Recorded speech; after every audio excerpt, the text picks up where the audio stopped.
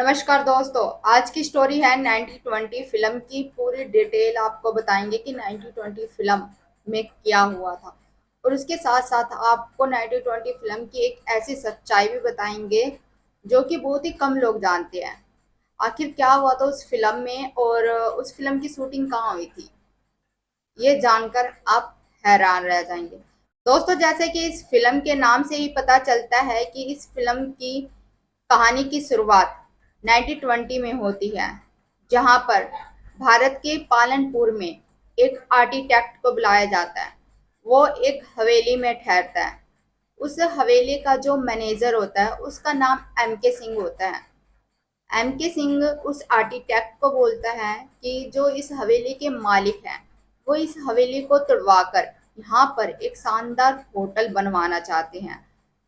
Architect काफी खुश होता है और बोलता है कि आपका ये काम बहुत ही बेहतरीन तरीके से होगा और यहाँ पर एक शानदार होटल ही बनेगा। उस रात को आर्किटेक्ट के साथ एक अजीब सी असाधारण चीजें होती है और उसकी असाधारण तरीके से उसकी मौत हो जाती है। हैरान कर देने वाली बात ये थी कि उस आर्किटेक्ट से पहले एक और आर्किटेक्ट आया था जो कि उस हवेली को तुड़वाकर वहां पर एक शानदार होटल बनवाना चाहता था, लेकिन उसकी भी उस हवेली के अंदर रहस्यमय तरीके से मौत हो जाती है। उसके बाद जो हवेली के मैनेजर एम के होता है वो एक तीसरे आर्किटेक्ट को बुलाता है जो कि उस हवेली को तोड़कर एक शानदार होटल बनवा सके, और उसका नाम होता है अर्जुन सिंह। अर्जुन सिंह जो है वो अपनी फैमिली से बहुत ही ज्यादा प्यार करता है, और सबसे बड़ी बात कि वो हनुमान जी का बहुत बड़ा भक्त है। उसके साथ साथ जो अर्जुन है वो लीजा नाम की एक लड़की से भी प्यार करता है, लेकिन उसकी फैमिली इस रिश्ते को लेकर बिल्कुल भी खुश नहीं थी। कारण ये था कि जो लीजा थी वो उसके पिता एक अंग्रेज थे और उसकी माता जो थी वो भारतीय थी। लीजा जो थी वो क्रिस्टलिक धर्म में विश्वास करती थी, पर उसकी फैमिली को ये सब पसंद नहीं था। उसकी कास्ट रिलीजन सब कुछ अलग था, तो इसी वजह से वो अर्जुन को उस लड़की के पास जाने से मना करते हैं। लेकिन फिर अर्जुन यह तय करता है कि वो उस लड़की के साथ मुंबई जाकर शादी कर लेगा। और एक रात को वो लिजा को लेकर अपनी कार में जा रहा होता है, तभी उसकी फैमिली अर्जुन की उस पर हमला कर देती है और लीजा को जिंदा जलाने की कोशिश करती है। लेकिन अर्जुन लड़ झगड़ कर जैसे तैसे लीजा की जान बचा लेता है, और उसी दिन से उसका हनुमान जी पर से विश्वास उठ जाता है, भगवान जी पर से विश्वास उठ जाता है और वो एक नास्तिक बन जाता है। अब जो अर्जुन होता है वो लीजा के साथ मुंबई आ जाता है। वहां पर पहुंचकर वो लीजा से शादी करता है। उसके बाद अर्जुन को एक बड़ा प्रोजेक्ट दिया जाता है जो कि उस हवेली का था, उसे तुड़वाकर एक शानदार होटल बनवाना। अर्जुन जो होता है वो अपनी पत्नी के साथ उस हवेली के अंदर ठहरता है और रहने लग जाता है। पर जैसे ही लीजा उस हवेली के अंदर जाती है, लीजा को कुछ असाधारण सी वहां पर कुछ अजीब सी चीजें महसूस होती है, जैसे कि लीजा को कोई देख रहा होता है। रात को लीजा को किसी की आवाजें आती थी, और जो इस हवेली में सामान रखे हुए होते थे वो कभी भी अपनी जगह पर नहीं मिलते थे। लीजा इन सभी घटनाओं के बारे में वहां के जो केयर टेकर हैं बलवंत, उससे बातें करती है और उनसे पूछती है कि इस हवेली में ऐसा क्या है, मुझे यहाँ पर बहुत सी अजीबो गरीब चीजें महसूस होती है। पर जो बलवंत था वो लीजा को कुछ नहीं बताता और सब कुछ बताने से मना कर देता है। लीजा इन सारी बातों को अर्जुन को बताती है, लेकिन अर्जुन इन सभी बातों को हल्के में ले लेता है। अर्जुन को उस हवेली के अंदर एक ऐसा कमरा दिखाई देता है जो कि हमेशा ही बंद रहता था, जिसके दरवाजे पर लॉक लगा था। अर्जुन उस कमरे के दरवाजे को तोड़वाना चाहता था।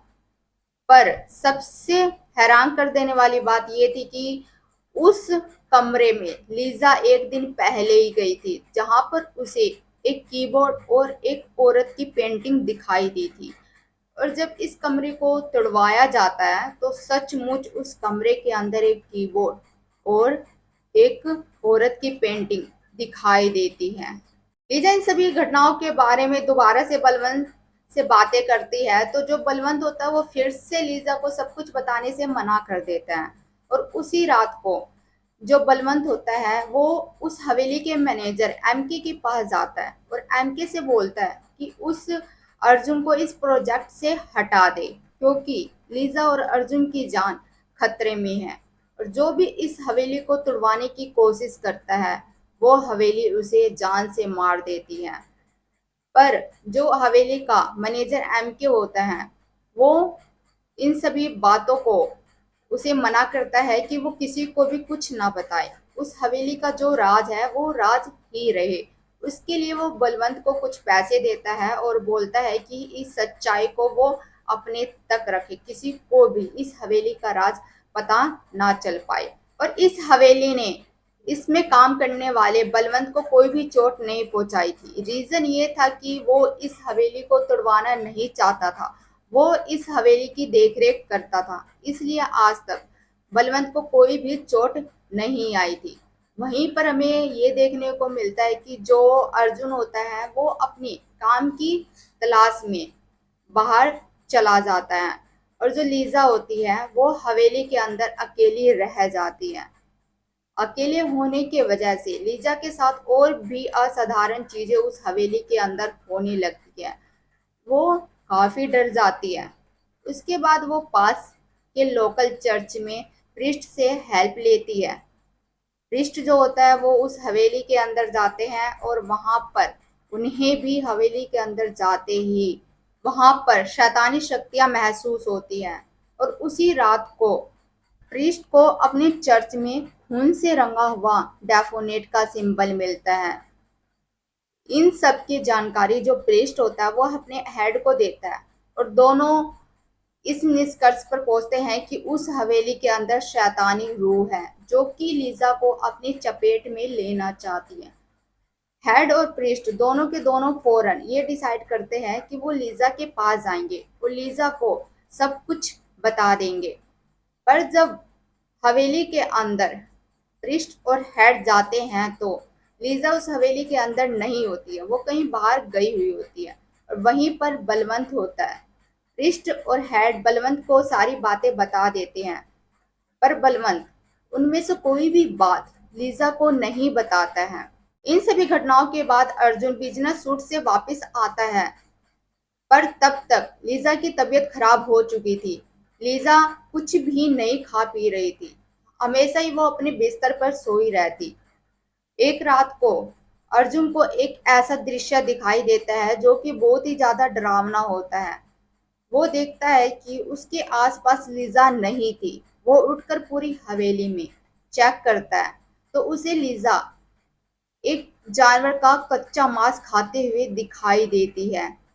और जब लीजा अर्जुन को वहां पर देखती है तो लीजा भागकर पेंटिंग वाले रूम में चली जाती है और वहां पर बहुत ही डरावना पोज बनाकर जमीन पर लेट जाती है। ये सब देखकर अर्जुन काफी डर जाता है और उसके बाद वो एक डॉक्टर से कंसल्ट करता है कि उसे क्या बीमारी है।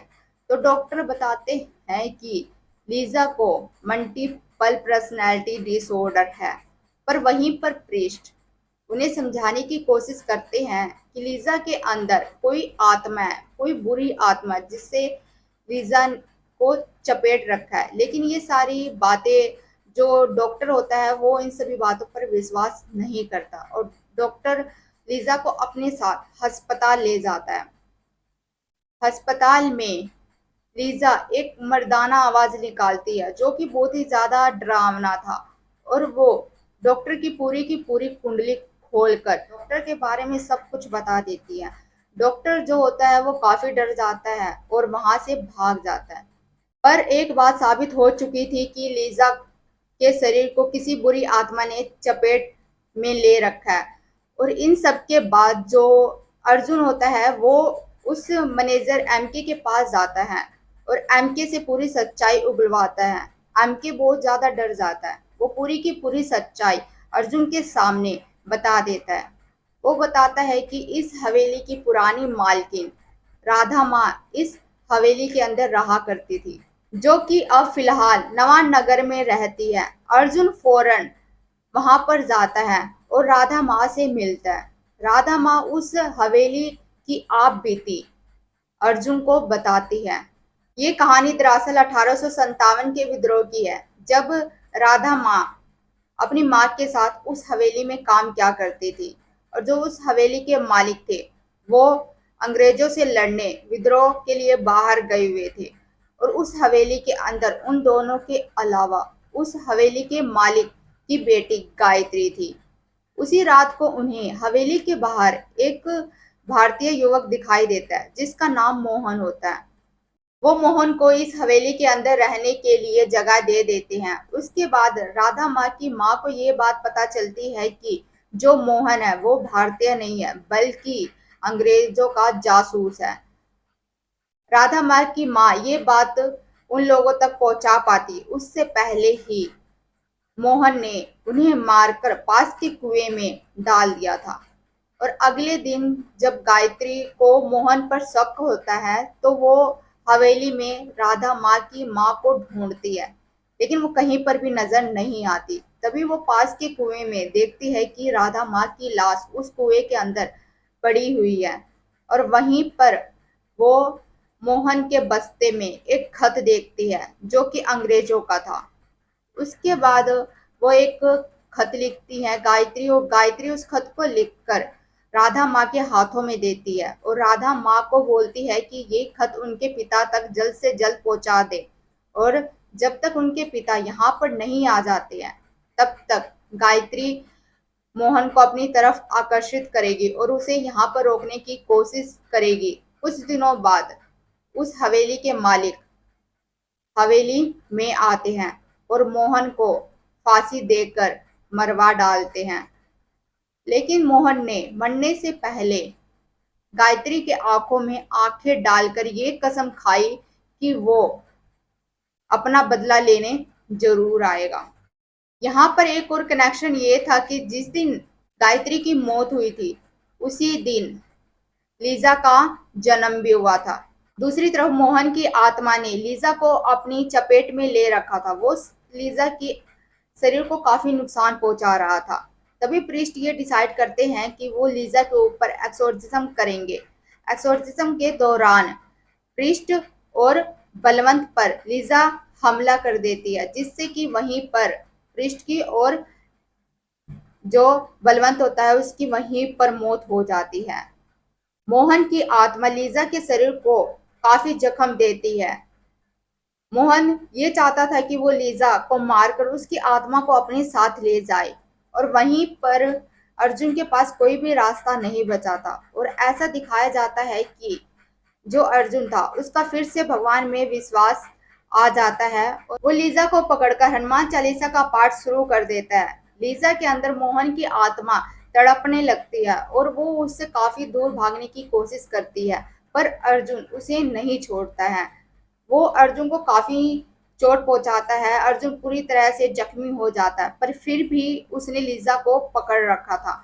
और आखिरी में जब हनुमान चालीसा का पाठ खत्म हो जाता है तो लीजा के अंदर मोहन की आत्मा जो थी वो लीजा के शरीर को छोड़कर वहां से चली जाती है और फिर सब कुछ नॉर्मल हो जाता है। लीजा बिल्कुल पहले की तरह ठीक हो जाती है। और आखिरी में हमें ये दिखाया जाता है कि उस हवेली में जो पेंटिंग थी उस पेंटिंग को उस हवेली से हमेशा हमेशा के लिए दूर ले जाया जाता है, जो गायत्री की पेंटिंग थी। तो दोस्तों ये थी 90-20 फिल्म की पूरी डिटेल। और अब आपको ये बताएंगे कि 90-20 फिल्म के बारे में ऐसा कौन सा सच है जो कि बहुत ही कम लोग जानते हैं। दोस्तों इस फिल्म की शूटिंग जहां पर हुई थी वो बहुत ही ज्यादा हॉन्टेड प्लेस मानी जाती है, और ऐसा कहा जाता है कि उस हवेली के अंदर बहुत सी भूतिया घटनाएं होती है। उस हवेली का नाम है एल्टरटॉन कास्टेल, जहां पर बड़े बड़े लोगों की पार्टियां और शादियां चलती हैं।